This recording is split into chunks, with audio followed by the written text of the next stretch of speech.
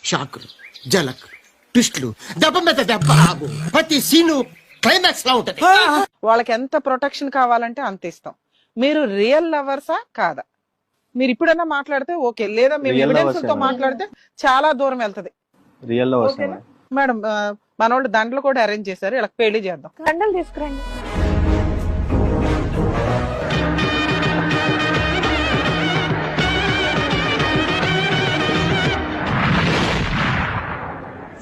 దండలు ఒకటి సరిపోతాయండి, ఇంకేమైనా తేవాలా? తాలిబొట్టు తేవాలా?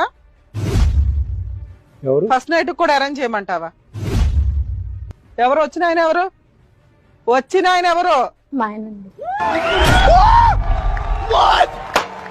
ఓ